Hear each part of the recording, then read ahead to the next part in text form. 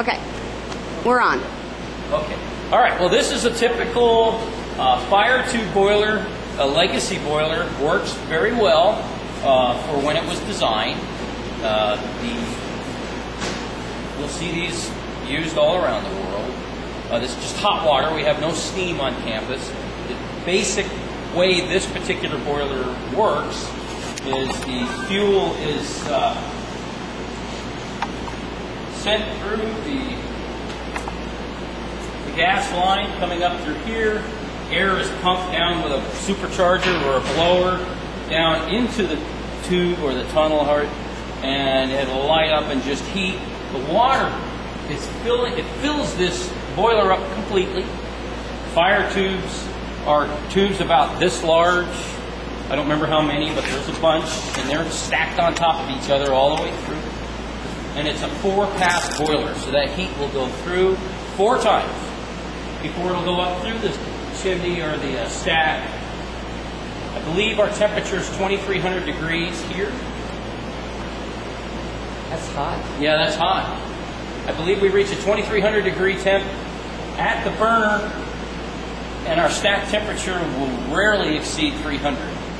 Obviously, subtract 300 and 2,300, and there's your efficiency.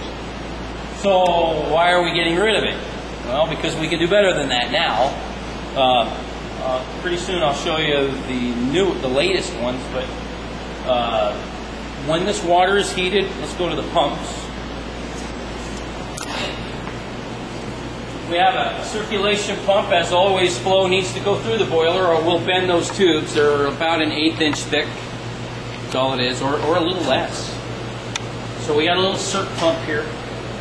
And the water is pumped by these circulating pumps over here.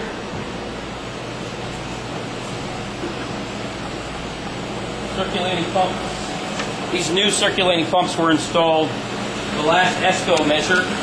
Increased the horsepower, increased the flow, streamlined a lot of the resistance loads that were not necessary. And so earlier we were describing air coming into a penthouse, going over a preheat coil. This water will reach it there all the way to the penthouse. And then I described how preheated to about 65, 70 degrees, discharged down into a room, and it goes over what we call a reheat coil, usually about the size of this box, not usually bigger than that. But this water will make it through 1 inch, 3/4, or 1/2 inch copper pipes to a control valve, and it'll port that water as necessary depending on the room temperature.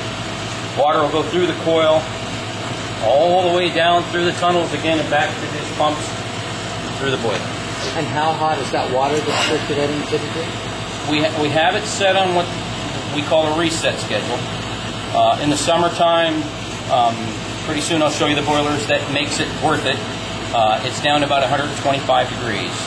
In the wintertime, like this cold weather we just had, I'm just learning the new plant because we have new boilers. Still can't get away with anything lower than 195.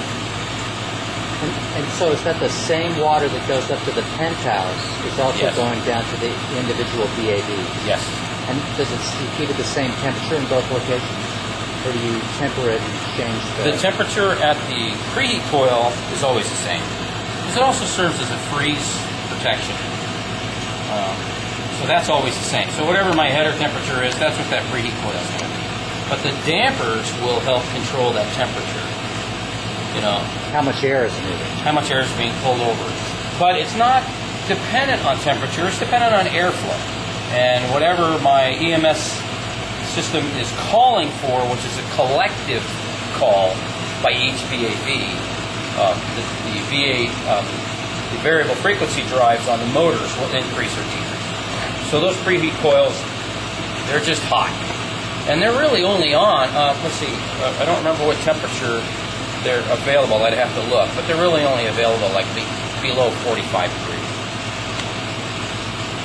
Okay. What do you mean by they're only available below 45? Well, they also have a two-way valve, on or off. And below 45 degrees, they'll open. Or 45 and decreasing. I'd have to look at the actual number, but it's in that world, 40 degrees. Indoor, outdoor temperature. Outdoor temperature. Outdoor temperature. Yeah, outside air temperature. Okay. Sometimes they'll do that at 35. But it really all depends on the way the building operates. I just